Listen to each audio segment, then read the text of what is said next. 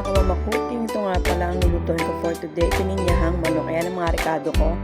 Ayan, nahiwa ko na silang lahat. Manok, bawang, sibuyas, carrots, saka patatas. Ayan. Gagamitin ko nga pala mantika pamprito ng patatas at carrots. Yung mantika ng baboy.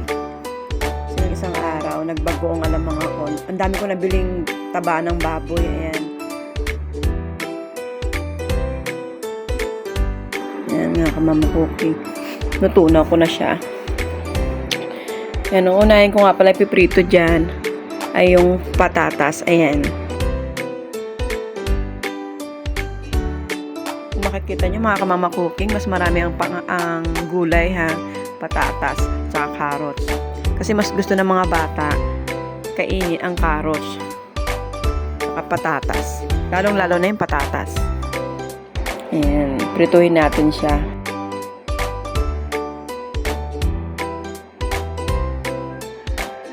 Okay na ang patatas.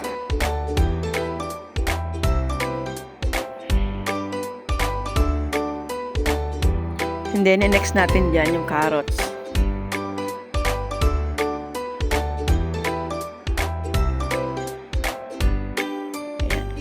Ayan, lagyan natin ng carrots.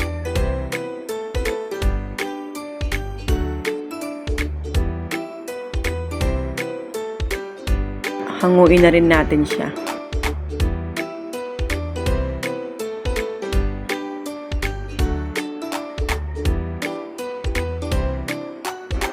Parang ang bilis masunog ng carrots. Mahina lang naman yung apoy ko dyan.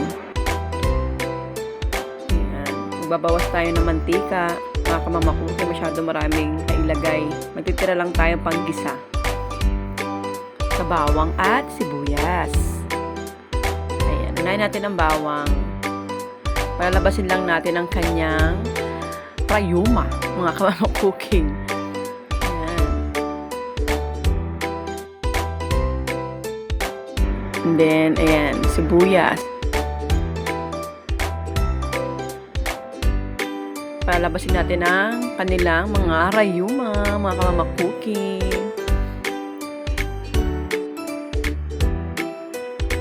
Yan, lagyan natin ng manok. Ayan, igigisa ko yung manok dyan. Ayan.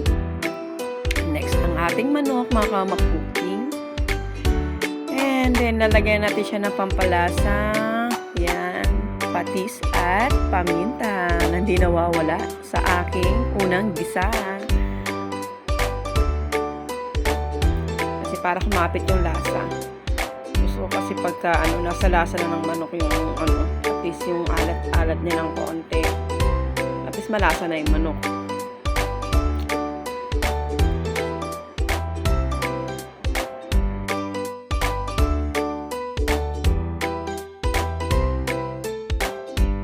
Gisa-gisa lang, takpan natin mga kamamakuking.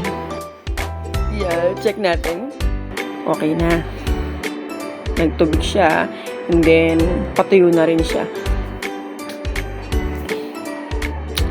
Lagyan natin yung pineapple juice. Yung galing sa binili kong tidbits pineapple chunks. Ayan. Para kumapit din yung lasa sa manok.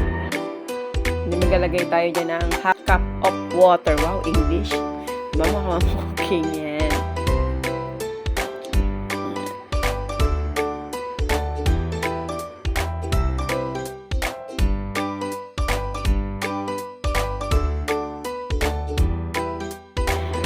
Lalagay ko na pala dyan yung mama coco. Maliit lang tong mama coco, mga kamamakuking. Ayan. Nabili ko sa grocery. Hindi ko nakita kung ilang gram siya or ano. So, maliit lang siya na mama coco. At saka ilalagay ko na rin yung evap na moncan.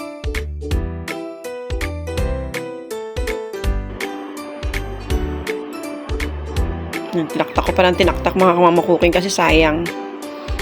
Yan. Halo-halo mga kamamakuking. And then, lagyan natin pampalasa. Konting asin. Yan. Haluin ulit natin mga kamamakuking. And then, takpan na natin. Oh, nagkamali pa yata ako ng takip. Sa isang kawali ko yung maliit. Ayan.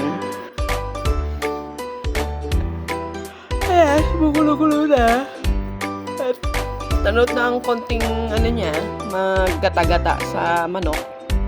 Next ko na ilalagay ang ating gulay na patatas at carrots. And then, pati yung pineapple. Ayan.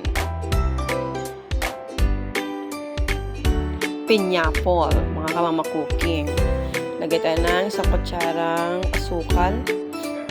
Halo-halo natin yan, mga kamama cooking. Sabayan natin siyang pakulo.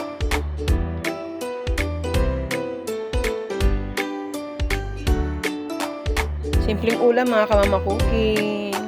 Pininyahang manok. Tinikman ko ulit. Kasi parang nakulangan ako ng lasa. Maglalagay ako ng konting patis. Tak-tak-tak, konting patis. Mga kamama cooking. Ayan. Okay na yan. And then, takpan natin mga kamama cooking. Ayan na.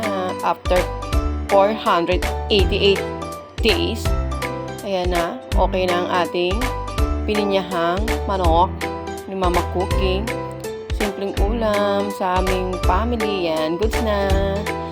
Ayan ang aking pininyahang manok, mga kamama cooking. Thank you!